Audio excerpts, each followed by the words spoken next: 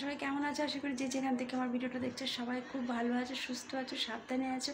আমিও খুব ভালো আছি তোমাদের ভালোবাসায়। আরও একটা নতুন ব্লগে তোমাদের সবাইকে অনেক অনেক স্বাগত। বড়দেরকে আমার প্রণাম, ছোটোদেরকে আমার আদর, আর আমার সমবয়সী যারা আছো তাদেরকে অনেকটা ভালোবাসা জানিয়ে নতুন একটা ভিডিও শুরু করে দিলাম এখন থেকে। আর আজকে হলো শনিবার, তো সকাল সকাল সমস্ত কাজকর্ম সেরে স্নান সেরে পুজোটা দিয়ে নিয়েছি। আর এখন যাবো রান্নাঘরে, রান্নাবান্না করবো। ওয়েদারটা খুব সুন্দর, কালকে যেহেতু ঝড় বৃষ্টি হয়েছে অনেক দিন পরে, আর এত সুন্দর ঝড় বৃষ্টি হয়েছে কালকে, তো আজকের মানে ঠান্ডা ঠান্ডা পরিবেশ। ঠান্ডা ঠান্ডা মানে এতদিন যে গরম ছিল তার থেকে অনেকটা ভালো আজকের পরিবেশটা। আজকে সেমন রোদ্দুরও ওঠেনি বাইরে, তো ওই যে দেখো বাইরে সেমন রোদ্দুরও ওঠেনি।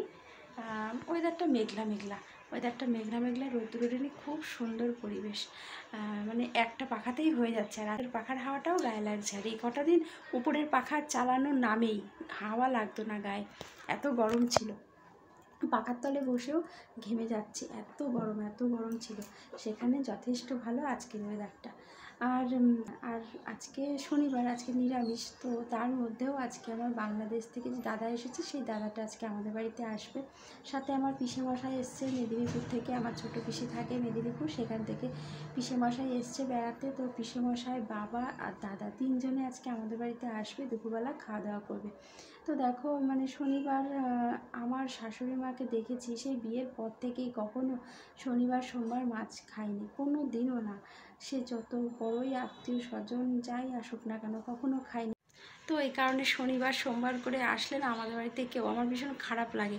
তো যাই হোক, আমি কিছু করার নেই, আমি যেহেতু মানি আর প্রথম থেকে মেনে আসছি, তো এই কারণে আমি কখনো কেউ আত্মীয় স্বজন আসলেও, আলাদা হওয়ার পরেও আমি কখনো রান্না করিনি, এই আর কি। তো এই কারণে নিরামিষই রান্নাবান্না করব।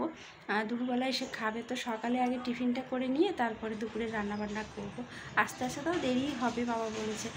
তো দেখি কখন আসে, তোমাদেরকে দেখাবো, শেয়ার করবো যতটা পারবো। তো চলো একে একে রান্নাবান্নাটা করে নিই, তোমরা দেখতে দেখো, সাথে দেখো। তো বন্ধুরা দেখো, এখানে পটল আর আলু কেটে নিয়েছি, একদম ঝিরিঝিরি করে কুচি কুচি করে কেটে নিয়েছি। এটা ভাজা করব আমি। আলু দিয়ে পটল দিয়ে কখনো ভাজা করিনি, আজকে ফার্স্ট টাইম করব। তো পটলের তরকারি করলে কেউ খেতে চায় না, শুধুমাত্র পটল চিংড়ি যদি করি, আলু দিয়ে পটল দিয়ে চিংড়ি মাছ দিয়ে, তাহলে আবার সবাই খাবে। কিন্তু পটলের তরকারি খাবে না, পটল ভাজাও সেমন ভালোবাসে না। তো এই কারণে ভাবলাম আজকে আলু দিয়ে ভাজা করি। আলু দিয়ে যাই ভাজা করি সেটাই খুব ভালো খায়, তো ভাবলাম আলু দিয়ে পটল দিয়ে ভাজা করি। তো পটলের বীজটা আমি ফেলে দিয়েছি, শুধু মাংসটাই নিয়েছি আর কি। আর মানে খোসা ভালো করে ছাড়িয়ে তারপরে নিয়েছি, আর ভেতরের বীজটা সব ফেলে দিয়েছি। আর একটু কালো জিরে ফোড়ন দিয়েছি, ফোড়ন দিয়ে তারপরে দিয়ে দিলাম আলু আর পটলটা। এটা লবণ হলুদ আর একটু কাঁচা লঙ্কা দিয়ে দেবো এর মধ্যে, ঝাল ঝাল করে ভাজা ভাজা করব। রুটি দিয়ে বেশ ভালো লাগবে, আর আম তো আছেই সাথে। তো এই আর কি, এখন এটা ভাজা ভাজা করব। তো চলো, আর সকালের মানে আটাটা মেখে নিয়েছি, সকালবেলা রুটি আর এই ভাজা, এটাই হবে সকালের টিফিন। আর তারপরে দুপুরবেলা দেখি কি কি রান্না করি। আর আমার স্নান পুজো সব কমপ্লিট হয়ে গেছে, কারণ আজকে রান্নাঘরে অনেকটা সময় লাগবে রান্নাবান্না করতে।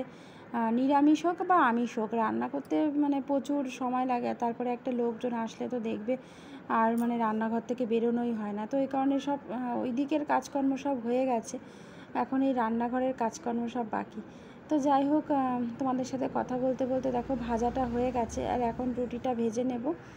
তো এই যে দেখো ভাজাটা নামিয়ে নিয়েছি, আলু দিয়ে পটল দিয়ে ভাজা, তো বোঝাই যাচ্ছে না যে এর মধ্যে আমি পটল দিয়েছি।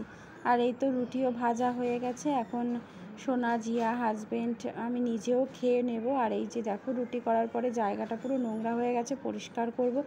তো সবাইকে খেতে দিয়েছি, আর আমি এখন খেয়ে নেব।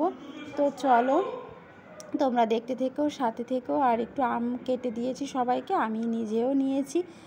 আর এখন এটা খাবো, খাওয়া দাওয়া করে তারপরে সব কাটাকাটি করে তারপরে আবার দেখো দুপুরের রান্না মানে শুরু করে দিয়েছি করতে। তো অনেক কিছুই নিরামিষ রান্না, একটু একটু করে অনেক কিছুই রান্না করে ফেলেছি একে একে। তো এখানে একটুখানি পটল পোস্ত বলবো না ভাপা বলবো কিছুই বুঝতে পারলাম না, কারণ আমি সর্ষে পোস্ত দিয়ে ভাপা করেছি পটলের। তো পোস্ত পটলও বলা যেতে পারে, আবার সর্ষে পটলও বলা যেতে পারে, আবার পটল ভাপাও বলা যেতে পারে। মানে যে 3টে নাম দেওয়াই যেতে পারে এই রেসিপিটার, তো যেটা একটা হলেই হয়েছে। তো যাই হোক, মানে সর্ষে দিয়ে পোস্ত দিয়ে পটলটা ভাপা করলাম আর কি। তো দেখো এই যে পটল ভাপাটা নামিয়ে নিয়েছি। আর এখানে আছে দেখো চাটনি, আমের চাটনি করলাম, এখন আমের সিজন তাই আমের চাটনি করলাম। আর এখানে দেখো অনেক রকম ভাজাভুজি করেছি, কাঁকরোল ভাজা করেছি, আলু ভাজা করেছি, পটল ভাজা করেছি। আর তারপরে এখানে শসা আছে, শসা কেটে রেখেছি। এখানে আম দিয়ে টকের ডাল করেছি। আর এখানে হচ্ছে কুমড়ো শাক করেছি, তো কুমড়ো শাক। আর এখানে হচ্ছে সবশেষে রান্না করছি আলু দিয়ে পনির দিয়ে তরকারি। পনিরটা ভেজে নিয়েছি লবণ আর হলুদ দিয়ে। আর পনিরটা শুধু আলু দিয়েই করব, তো আলুর মধ্যে নানা রকম মশলা দিয়ে দিয়েছি, দিয়ে ভালো করে কষিয়ে নিয়েছি, তারপরে জল দিয়ে দিলাম। আর এবার ঝোলটা ফুটে উঠলে তারপরে পনিরটা দিয়ে দিয়েছি দেখো, আর গরম মশলার গুঁড়ো দিয়ে নামিয়ে নেব। আর ভাত তো আছেই, তো রান্নাবান্না মোটামুটি সব কমপ্লিট হয়ে গেছে। আর তারপরে রান্নার ঘরের যে কাজটা থাকে রান্নার পরে, সেটা হলো এই গ্যাস মোছা, বাসন মাজা, এই সমস্ত কাজগুলো থেকেই যায়। রান্নাটা হয়ে গেলে যদি ভেবে থাকি যে না আমার কাজ শেষ, তাহলে ভুল হবে, কারণ রান্নার পরেও অনেকটা কাজ থাকে। আর বাসন মাজা, গ্যাস মোছার সাথে সাথে আর আমি একটুখানি এই মানে গ্যাসের উপরের টাইলসগুলো রান্নার সময় তেল ছিটকে যায়, তো এই কারণে তেল মশলা একটু ছিটকে তো যায়। আর তারপরে রুটি করা হয়, আটার গুঁড়ো পড়ে, তো এই কারণে তখন তো আর ভালো করে মোছা হয় না, তখন শুধু একটু নর্মালভাবেই একটু মুছে নিয়ে তারপরে আবার দুপুরের রান্নাবান্নাটা করি। আর এই পুরো রান্না হয়ে গেলে তারপরে আমি ভালো করে গ্যাসটা মুছে নিই। আমি প্রত্যেক দিনই এভাবে করেই রান্নাঘরটা পরিষ্কার করি। এবারে বাসনটা মেজে নেব।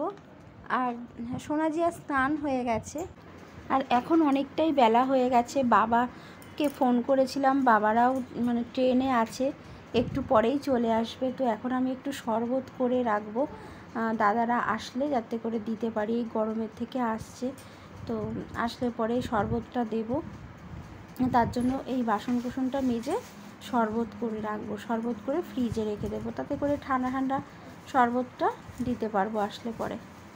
আর তারপরে তো খেতে টেতে দেওয়া আছে। তো চলো তোমরা দেখতে থেকো, আমার সাথে থেকো। তো বন্ধুরা দেখো, দাদা, পিসেমশাই, বাবার জন্য 3জনের জন্য খাবার বেড়ে নিয়েছি। শরবত দিলাম, তারপরে ফল মিষ্টি টিষ্টি দিলাম, তারপরে একটুখানি রেস্ট নিয়েছি। আর তারপরে এখন বাজে 2:15, তো এখন খাবার বেড়ে নিচ্ছি সবার জন্য। তো যা যা রান্না করেছি সমস্ত কিছু গুছিয়ে সুন্দর করে সাজিয়ে গুছিয়ে দিচ্ছি। আর লেবুটা কাটা হয়েছিল না, লেবুটা আবার কাটলাম। তো এই তো এখন খেতে দেব, তো চলো ওদেরকে খেতে টেতে দিই।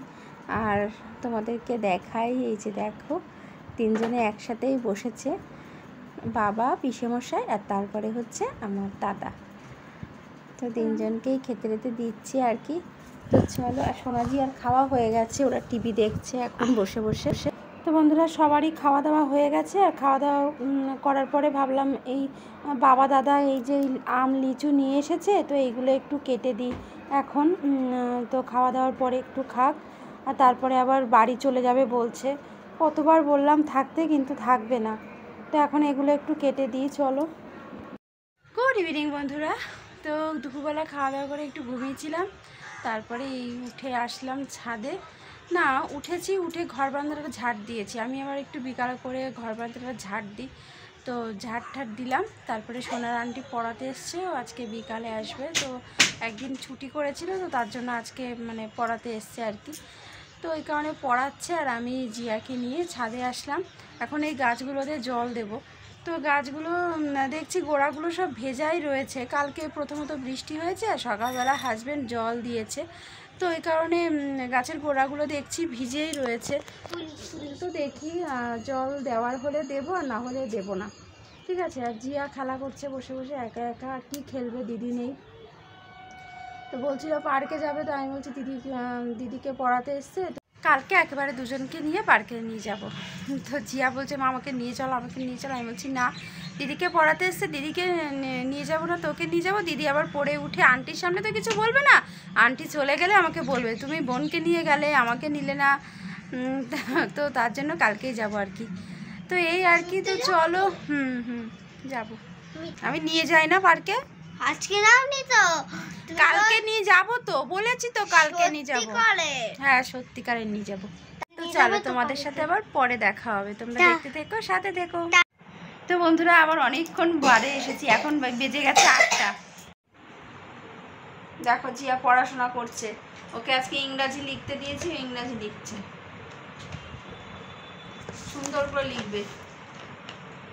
তাতেই লেখো কেকটি হয়, হ্যাঁ টেবিলের ওপর, তাতে লিখি হয় টেবিল।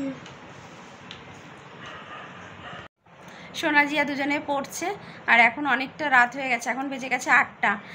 সন্ধ্যেবেলা আজকে গেছিলাম হচ্ছে মন্দিরে প্রসাদ খেতে, মানে আমাদের পাড়ার যে বড় ঠাকুরের মন্দির আছে, আজকে তো শনিবার, তো সেই মন্দিরে গেছিলাম প্রসাদ খেতে। আর প্রসাদ খেয়ে এই মানে আসলাম, একটু আগেই এসেছি। এসে তারপরে হাজব্যান্ডকে একটু ফোন করলাম, ফোন করে তারপরে ওদেরকে পড়তে বসালাম। আর সোনা জিয়া খুব সিন্নি খেতে খুব ভালোবাসে। তো মাঝে মধ্যে মানে যখনই ওই মানে ঘন্টা কাশির ওই যে এখন যে বাজনাগুলো বেরিয়েছে না মন্দিরে থাকে, তো সেই বাজনা মন্দিরে আছে, তো আর বাজনাটার আওয়াজ কিন্তু খুব উগ্র, অনেক দূর পর্যন্ত শোনা যায়। তো ওই বাজনা বাজালেই ঘর থেকে তো শোনা যায়। আর সোনা জিয়া বলবে মা চলো, মা চলো। তো ওদেরকে নিয়ে যাই। তো আগের সপ্তাহে যাইনি, অনেক দিন পরেই গেলাম আবার আজকে, বেশ ভালো লাগে। আর তো এই ওখান থেকে আসলাম, এসে হাত পা ধুয়ে তারপরে ঘরে ঢুকলাম, জল টল খেয়ে। ঠিক আছে দেখছি। তারপরে এসে দুজনকে পড়তে বসালাম। তো যাই হোক বন্ধুরা, চলো আজকের ভিডিওটা এই পর্যন্ত, দেখা হবে কালকে নতুন ভিডিওর সাথে। ততক্ষণে তোমরা সবাই ভালো থেকো, সুস্থ থেকো, সাবধানে থেকো। আর যারা নতুন দেখছো তারা চ্যানেলটাকে সাবস্ক্রাইব করে পাশে থাকা বেল বাটনটা প্রেস করে রেখো, তাতে করে আমি যখনই ভিডিও ছাড়বো সবার আগে তোমার ফোনে নোটিফিকেশনে পৌঁছে যাবে। টাটা, ভালো থেকো সবাইকে, টাটা।